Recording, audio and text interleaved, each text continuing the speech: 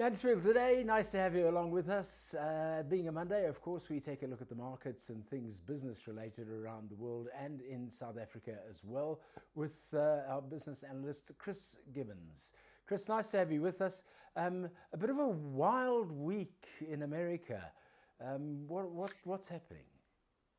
Good morning, Jeremy. Wild? Yes, I think that's something of an understatement, especially if you look at the big tech sector.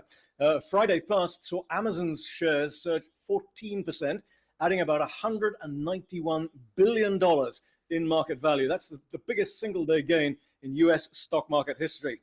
Now, that topped Apple's big jump the week before last. Apple put on some $179 billion. And don't forget that Amazon had earlier in January also lost a fat chunk of cash.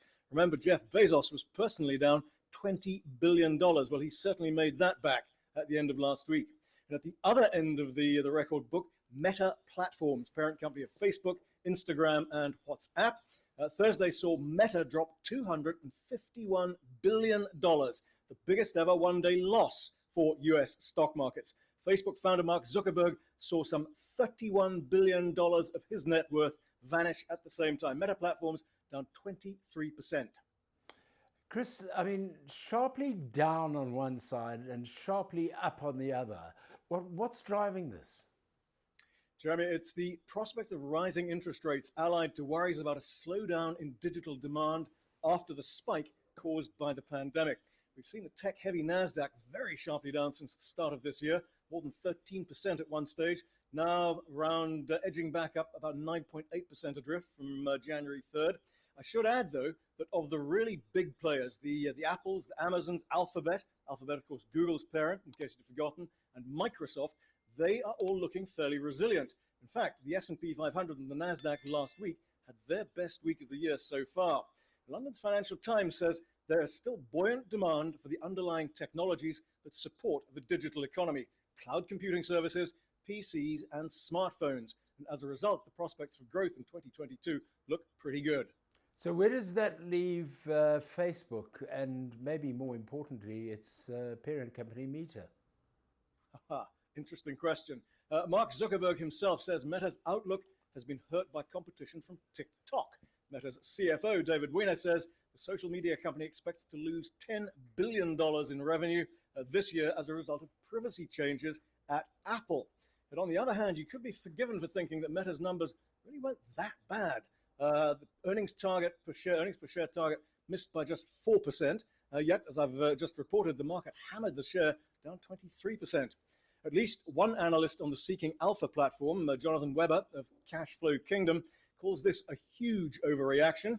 He implies that at a PE of 16 with the other big tech players all in the upper 20s or more, Facebook is a screaming buy. I'm not so sure. The swing away to the metaverse, this thing, the introduction of Reels in a bid to compete with TikTok, changing of the company's name, all indicate to me a lack of focus on the core business, which is Facebook. I think we may have reached peak Facebook. Okay, let's bring it back to local. And Moody's still looking pretty glum about South Africa's prospects. Yes, Jeremy, it is, I'm afraid. The ratings agency has retained a negative outlook on South Africa's banking sector and says that weak economic growth and the lack of economic reforms, along with simmering political tensions, will weigh on lenders' credit profiles. Now, Moody's rates 6 of our banks: Standard Bank, FirstRand, Absa, Nedbank, Investec, and Bidvest Bank. And it's given to each of them a Ba2 rating with a negative outlook. And this means it thinks likely the ratings will fall even further. And it's exactly the same grade of rating that Moody's has given South Africa itself, 2 levels below investment grade. In other words, 2 levels into junk bond territory. It's forecasting economic growth of just 1.8% this year for South Africa. It points to what it calls reform inertia by government to undermine business confidence. In other words, government just can't get stuff done. Says a lot, does very little. And in turn, says Moody's, this will act as a drag on employment, particularly in labor-intensive industries, which will put pressure on banks' loan quality. They conclude by adding that record unemployment and accelerating inflation will keep consumer finances under pressure. You don't need me to tell you about that. Yeah, bloody right you don't. The other thing that's not helping, of course, is rising oil prices. Ain't that the truth? Brent crude oil up 2% on Friday, trading around $93.25 per barrel. Still there this morning. Now, according to my records, those are the highest levels since early October 2014. It's also up nearly 20% since the start of this year. Now, back then, October 2014, the old CPI was up 6.4%. Again, oil playing a significant role at that point. Now, inflation, 5.9%. Once again, oil the key factor. Worth remembering, of course, that in October 2014, the rand was 11.30 or so to the dollar. The dollar was a whole lot weaker, 1.26 to the euro. This morning, the rand around 15.45 there or thereabouts to the dollar. The dollar 1.14 to the euro. So what is pushing oil so high? Well, very strong global demand, an extremely cold winter in North America, all the geopolitical stuff happening between Russia, America, and Ukraine, and a fair amount of squabbling among the members of OPEC+, which is, of course, the oil producers' cartel. One big win for local business, Chris, and for Africa as a whole, really. We've made the first copy of an mRNA vaccine on the continent. Yep, we have, Jeremy. It's been done by a Cape Town-based biotech group called Afrigen Biologic and Vaccines. It's copied the publicly available sequence of the Moderna vaccine, which it acquired from Stanford University in California. Afrigen is part of the World Health Organization's mRNA technology transfer hub in the mother city. It approached Moderna for a partnership, but was rebuffed. Now, that, according to Bloomberg, poses a problem.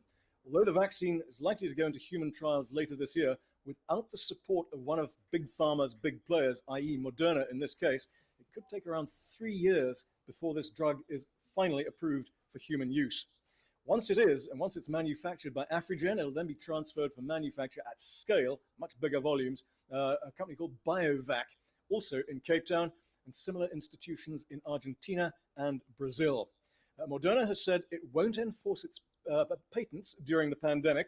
What happens if and when we ever get to the end of this particular road, I guess, well, anyone's guess.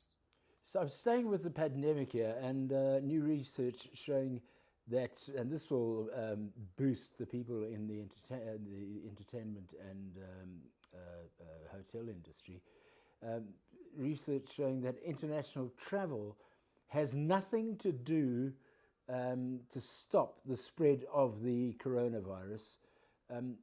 All it does is damage economies. Jeremy, this is a story from Business Insider, which focuses on the impact of travel testing requirements. It was done in Italy and Finland in December of last year. Step back a moment. You'll recall, I'm sure, that our own network for genomic surveillance raised the alarm about the variant called Omicron at the end of November. Well, within 48 hours, several countries imposed travel bans, harsh travel bans, on travelers from South Africa and other parts of sub-Saharan Africa. By mid-December, that number had risen to around 70 countries. It crashed our tourism industry's summer season. 1 billion rand was lost in the first 48 hours. That went up, subsequent losses went up to over 2 billion rand. But the research done in Italy and Finland, as I say, shows that travel restrictions do have little to no impact, let's put it that way, on the spread of the coronavirus. And in fact, Omicron had already been in circulation in some parts of the world weeks before South Africa raised the alarm. An IATA spokesman, the International Air Travel Association, says the research is clear. The inevitable delay in identifying new variants means the transmission already occurs by the time travel restrictions are imposed. It's a classic case of closing the stable door after the horse has bolted. And for the record, that's also the view shared by the World Health Organization, which warns that travel bans may discourage transparent and rapid reporting of emerging variants of concern. Yeah, very, very true. Right, let's wind up. What's in store this week, Chris? Top of the list, Jeremy, State of the Nation address from President Ramaphosa on Thursday. I have to say, I'd be very surprised if we don't hear anything other than the usual list of promises, with very little to show by the way of implementation. But I would, as always, be happy to be wrong about that. We also have the latest mining and manufacturing figures out on Wednesday. And on the same day, the South African Chamber of Commerce and Industry's Business Confidence Index for the months of December and January. But the one that interests me will also be on Thursday when SA Tourism's acting CEO Themba Khumalo unveils a plan to help that tourism sector's recovery. As we mentioned a moment ago, tourism hammered by all the lockdowns and the travel bans. So it's going to be of critical importance to see how it intends to get back onto its feet. And get back on its feet, we hope it does, and very soon as well. Chris Gibbons, thank you very much for your input once again. We'll catch up with you next Monday on Mansfield Today. Thank you for joining us as well. Tomorrow, we'll be speaking to Advocate Lance Brogden. Until then, cheery bye.